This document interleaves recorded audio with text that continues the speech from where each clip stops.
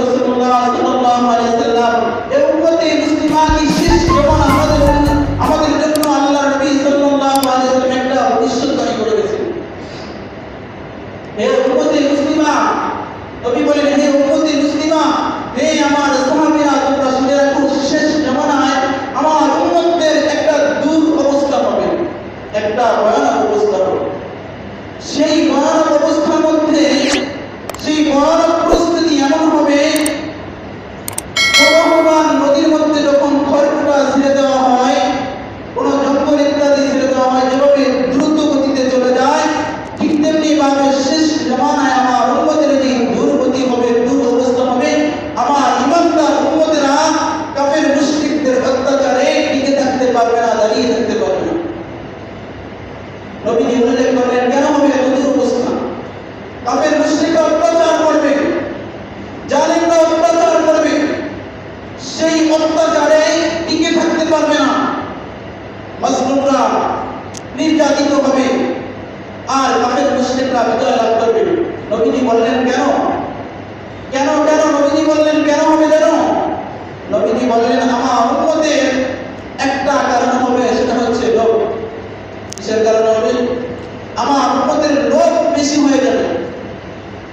লোভ বেশি হওয়ার একটা উদাহরণ হচ্ছে আজকে যে জুমার নামাজ, অনেক মানুষ কি করতেছে, এখনো কাজ করতেছে।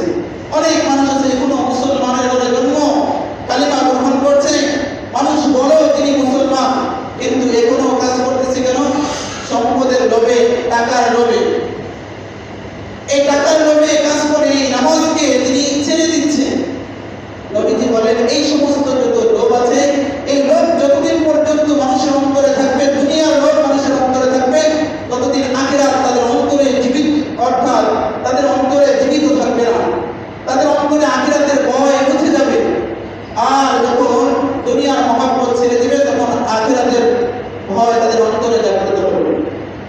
নবীজি আলাইহিস সালাতু ওয়াস সালাম বলছেন আমার উম্মতের এমন অবস্থা হবে, আমার মুসলমান উম্মতের এমন অবস্থা হবে, যেখানে যাইবে সেখানেই মারবে, যেখানে যাইবে সেখানেই মারবে। বর্তমান সারা বিশ্বে চলতেছে কাফের মুশরিকদের অত্যাচার। মুসলমানরা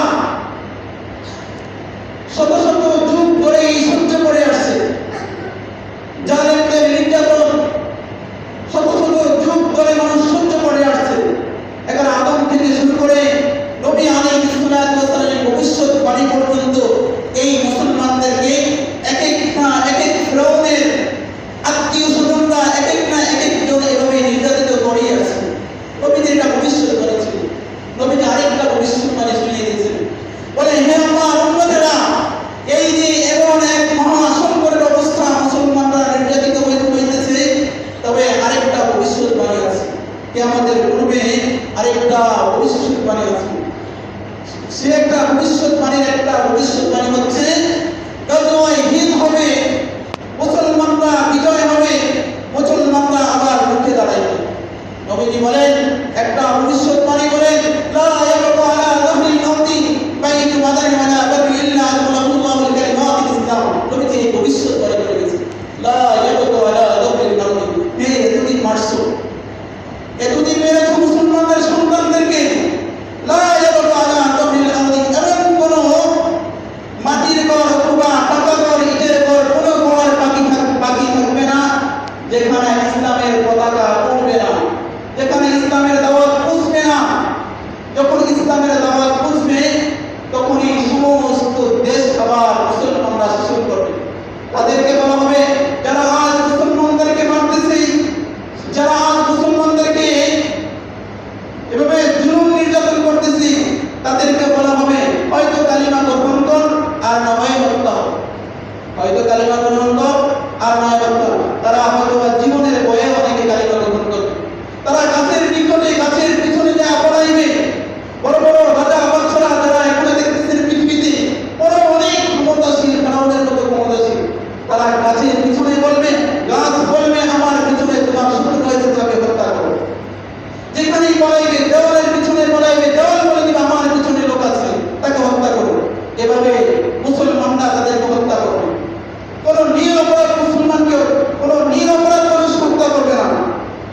এই অপরাধের সাথে জড়িত তাদেরকে হত্যা করা হবে। নবী আলাইহিস সালাতু ওয়াস সালাম বলেন, হে উম্মতি মুসলিমা, একজন নিরপরাধ কাফিরকে যদি তুমি হত্যা করো, একজন নিরপরাধ কাফিরকে তুমি হত্যা করো, তাহলে তোমার জন্য জান্নাত হারাম হয়ে যাবে। কোন নিরপরাধ মুসলিমদের গায়ে হাত তোলা যাবে না। নিরপরাধ হিন্দু, মুসলিম, খ্রিস্টান, বৌদ্ধ যারা অন্যান্য ধর্মাবলম্বী আছে, নিরপরাধভাবে তারা শান্তশিষ্টভাবে আছে, মুসলমানদেরকে আঘাত করতেছে না, তাদেরকে আঘাত করা যাবে না। নবী আলাইহিস সালাতু ওয়াস সালাম, নবীজি আলাইহিস সালাতু ওয়াস সালাম এই ভবিষ্যৎবাণী সাহাবায়ে-কেরামকে শুনিয়ে দিয়েছে। তবে সেই দিন মুসলমানদের ইতিহাস গর্বে ওঠার মতো ইতিহাস রয়েছে, সেই দিন আর বেশি দিন দূরে নয়। সেই দিন মুসলমান হযরত ওলামায়ে কেরাম বলে, সেই দিন অতি নিকটে মুসলমানদের বিজয় হবে। মুসলমানরা আবার রুখে দাঁড়াইবে, মুসলমানরা আবার এই পৃথিবী বড় বড় যে রাষ্ট্রগুলো আছে সমস্ত রাষ্ট্রগুলো মুসলমানরা শাসন করবে, সমস্ত রাষ্ট্রগুলো ইসলাম এবং কোরআন সুন্নাহ অনুযায়ী চলবে। তবে বলছিলাম, অত নিরপরাধ মুসলমানকে শাসন করলে, নিরপরাধ কোনো মানুষকে হত্যা করলে তার জন্য আল্লাহ তাআলা জাহান্নাম কি করে দেয়? সে মুসলমান হোক বা হিন্দু হোক, নিরপরাধ কোনো মানুষকে যদি হত্যা করা হয় তাহলে আল্লাহ তাআলা তার জন্য জান্নাত হারাম করে দেয়, জাহান্নাম তার জন্য ওয়াজিব হয়ে যায়, আবশ্যক হয়ে যায়। তাহলে আমরা আজ থেকে শিক্ষা নিব, কোনো নিরপরাধ মানুষকে হত্যা করা যাবে। আজকে মানুষকে হত্যা করে এমন হয়ে গেছে, পাখিকে যেরকম ভাবে গুলি করতেছে, গুলি করলে মারলে অন্তর কাঁপে না, মানুষকে হত্যা করলে ঠিক তেমনি ভাবে আমাদের কলিজা আঘাত লাগে না। আল্লাহ তাআলা বলেন, একজন নিরপরাধ মানুষকে হত্যা করলে কত বড় শাস্তি তুমি জানো? আল্লাহ তাআলা পবিত্র কালাম